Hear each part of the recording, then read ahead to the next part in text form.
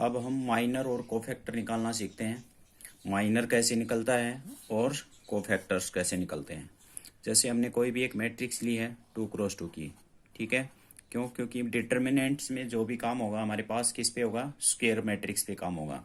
तो यहाँ से एक बार मैं इसको कंपेयर कर लेता हूँ कि मैंने इसी मैट्रिक्स की पोजीशन को दिया है। मैंने क्या दिया है, A11, A12, A21 और A22। तो कितने पोजीशन है इसके पास, 4, क्योंकि 4 एलिमेंट है तो 4। तो माइनर भी कितने होंगे, माइनर भी 4 होंगे। माइनर्स कितने होंगे, 4 ही होंगे। कौन कौन से होंगे, हम इसको कैपिटल एम से रिप्रेजेंट करेंगे। किससे रिप्रेजेंट करेंगे, कैपिटल एम से। कैपिटल एम से हमें अब ये देखना है, जैसे यहाँ पे स्पिक्स क्या लिखा है 1 1, तो एम के भी क्या लगा देंगे 1 1। फिर एम यहाँ क्या लगा है 1 2, तो यहाँ भी क्या लगा देंगे 1 2। इसका अर्थ है जो कोफिशिएंट होता है ना हमारा, उसी के रूप में एम को रिप्रेजेंट कर रहे हैं। फिर हम लिखेंगे सेकंड को रो में आते हैं, तो यहाँ एलिमेंट क्या है 2 1, तो यहाँ पे भी क्या होगा माइनर क्या होगा 2 1, और ये माइनर क्या होगा M22। अब यहाँ से हम ये देखते हैं कि माइनर की वैल्यू क्या आएगी और कैसे आएगी, ठीक है।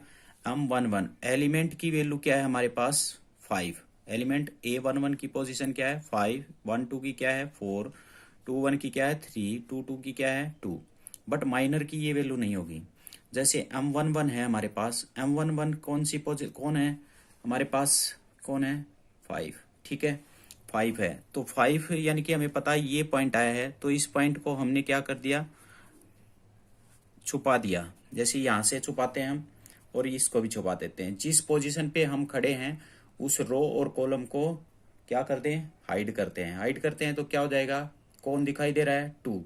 तो इसका अर्थ हुआ कि M11 का आंसर क्या हुआ 2, ठीक है। अब बात आई किसकी, M12। इसका अर्थ क्या हुआ कि हम किस पोजीशन पे खड़े हैं, 4 पे। 4 को रो वाइज और कॉलम वाइज अगर छुपाएंगे तो हमें कौन दिखाई दे रहा है 3। तो आंसर क्या हुआ हमारे पास 3। अब किस पोजीशन पे आते हैं 2 1। 2 1 मतलब जो पोजीशन दिखाता है उसी एलिमेंट पे जाओ। 2 1 यानी कि सेकंड रो फर्स्ट कॉलम। तो सेकंड रो और फर्स्ट कॉलम को छुपा दो तो हमें क्या दिखाई दे रहा है 4। तो ये क्या हो गया हमारे पास माइनर का आंसर। अब बात आई किसकी, M22 यानी कि सेकंड रो और सेकंड कॉलम को छुपा दो तो हमें क्या दिखाई दे रहा है 5। तो आंसर क्या हुआ इसका 5। ये 2x2 का हमें माइनर निकालना सीखा। अब हम इसी में कोफैक्टर निकालना सीखते हैं। कोफैक्टर्स, कोफैक्टर भी कितने होंगे, जितने माइनर होंगे उतने ही कोफैक्टर होंगे। लेकिन किससे रिप्रेजेंट करेंगे इसको, कैपिटल ए से। Capital A11, capital A12, capital A21, capital A22, ठीक है।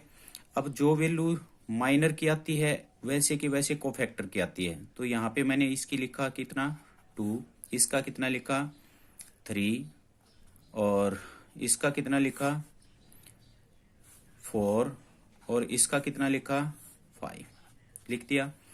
तो आपने सोचा कि सर माइनर और कोफैक्टर में फिर अंतर क्या हुआ। अब अंतर देखेंगे हम। यहाँ तो वैल्यू ये जो दे रखी है ये कि ये हमारी क्या है माइनर की वैल्यू है, लेकिन कोफैक्टर में अब उसकी पोजीशन के साथ -1 की पावर उसका ऑर्डर लगा देंगे। इसका ऑर्डर कितना है 1 1 2, यानी कि इसका पावर में कितना हो जाएगा 2। या हमारे पास -1 की पावर में क्या हो जाएगा, ऑर्डर कितना है 3। यहाँ कितना हो जाएगा -1 के साथ ऑर्डर कितना हो जाएगा 3, और यहाँ कितना हो जाएगा -1 के साथ 4।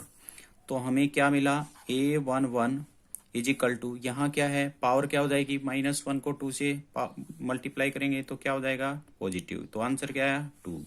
यहाँ क्या हो जाएगी A12 क्या हो जाएगा नेगेटिव, यानी कि -3। और A21 क्या हो जाएगा हमारे पास -4, और A22 क्या हो जाएगा हमारे पास 5। तो देखो माइनर क्या आया 1 1, तो क्या आया सेम टू सेम। 1 माइनर 1 2 है तो कोफैक्टर 1 2 क्या आ गया नेगेटिव। क्यों आया, क्योंकि इसका सम क्या है ओड ऑर्डर का है। इसका किसका है इवन ऑर्डर का है। इसका ओड ऑर्डर का है, तो देखो माइनर और कोफैक्टर में क्या आया नेगेटिव का साइन का चेंज। माइनर और कोफैक्टर में यहाँ कोई चेंजमेंट नहीं आया, क्यों? क्योंकि ऑर्डर क्या है इनका? इवन। सो हमें ये पता चला कि माइनर और कोफैक्टर में क्या अंतर होता है। जहां जिसका ऑर्डर नेगेटिव है वहां साइन चेंज करेगा, कौन चेंज करेगा? कोफैक्टर। बट माइनर में इसके साइन पे कोई चेंज नहीं होता। माइनर में हम क्या करते हैं, जैसी वैल्यू होती है वैसे ही सॉल्यूशन करना स्टार्ट कर देते हैं। अब बात आई किसकी? हम 3x3 की। इसी तरह से कोई भी वैल्यू ले सकते हैं हम 3x3 की। तो 3x की हमने एक मैट्रिक्स ली 2 1 0 -1 5 3 1 1 2, ये कोई भी मैट्रिक्स ली है। उसने कहा कि आप इसका माइनर और कोफैक्टर दोनों निकालिए, माइनर और कोफैक्टर। तो हमें पता है माइनर निकालने के लिए हमें क्या करना पड़ेगा? माइनर में हमें पता है जितने पोजीशन होते हैं उतने ही माइनर होंगे। तो कितने होगा इसका माइनर? क्या होगा? M11, फिर क्या होगा? M12, और फिर क्या होगा? M13, फिर क्या होगा? M21, M22, M23 और M31, M32, M33। ठीक है। अब 2x में निकाला है, उसी तरह से हम किस में निकालेंगे? 3x3 में। अब बात आई M11 कौन सा है? 2 है। तो 2 का मतलब क्या करें? फर्स्ट रो को और फर्स्ट कॉलम को हाइड करते हैं। तो हमें क्या दिखाई दे रही है? 2x2 की एक मैट्रिक्स दिखाई दे रही है 5 3 1 2। इसका डिटर्मिनेंट फाइंड आउट कर दो। डिटर्मिनेंट फाइंड आउट करेंगे तो क्या बनेगा? 2 5 10, और 10 में से 3 गया तो कितना बचेगा? 7। 7 क्या आ गया इसका? माइनर। फिर हम किस पोजीशन पे खड़े हैं? 1 2 मतलब फर्स्ट रो सेकंड कॉलम। अब फर्स्ट रो और सेकंड कॉलम को देखेंगे तो हमने सेकंड कॉलम को छुपाया और इसको छुपाया, तो हमें क्या दिखाई दे रही है कि 2 3 1 -1। इसका डिटर्मिनेंट फाइंड आउट करेंगे। 2 -1 कितना हो जाएगा? -2, और यहाँ ऐसे मल्टीप्लाई करते हैं तो पहले नेगेटिव हो जाएगा, तो 3 माइनस का हो जाएगा और माइनस का 2 तो कितना है? माइनस का 5। फिर हम किसको यूज करेंगे? 13 को करेंगे तो इसका अर्थ क्या हुआ?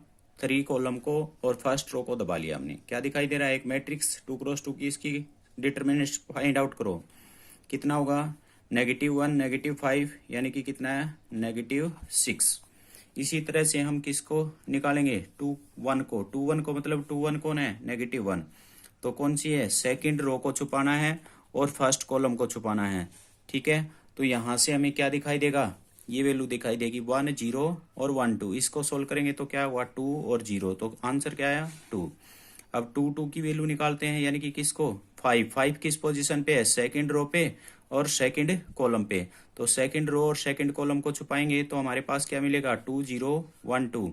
तो इसकी मल्टीप्लाई करेंगे 4, इसकी करेंगे तो 0, तो आंसर कितना आया? 4। अब 2 3 पे कौन है? 3 को छुपाएंगे तो ये कॉलम छुप जाएगी और ये सेकंड रो छुप जाएगी। तो हमें क्या दिखाई देगा? 2 1 और 1 1। तो इसकी प्रोडक्ट करेंगे 2 और इसकी करेंगे -1। 2 में से 1 गया, कितना बचा? 1। अब 3 1 मतलब ये पॉइंट है, तो इस पॉइंट को ऐसे छुपाएंगे तो हमें क्या दिखाई दे रहा है? एक मैट्रिक्स 2x2 की। तो 3 -0 तो क्या रहेगा? 3।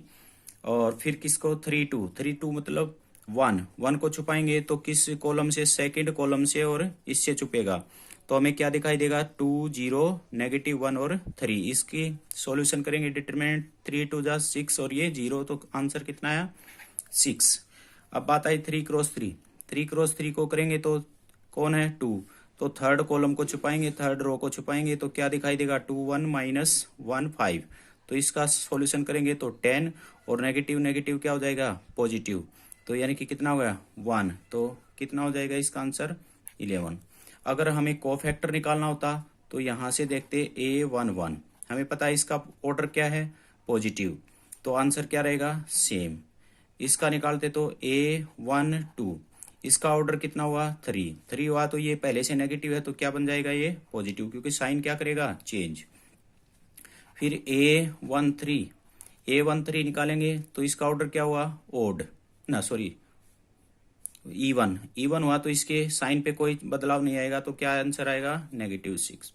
अब कोफैक्टर A21 निकालते हैं। A21 ऑर्डर कितना हुआ, नेगेटिव, तो इसका आंसर क्या आ जाएगा, -2।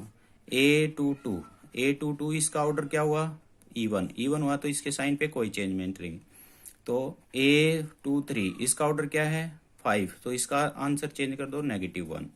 इसका आंसर A131 कितना है, 4 है, तो ऑर्डर चेंज नहीं होगा इसका कुछ भी, तो आंसर 3।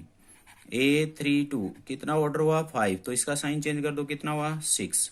A33 तो इसका इवन ऑर्डर है, तो आंसर क्या रहेगा, सेम। तो समझ में आया कि माइनर और कोफैक्टर हम कैसे निकाल सकते हैं। जो माइनर होते हैं उन्हीं के साइन चेंज करते हैं। किस में होती है वैल्यू में बदलाव, जहां ओड ऑर्डर होगा। अगर इवन ऑर्डर है no change, but odd order पे क्या होगा, चेंज।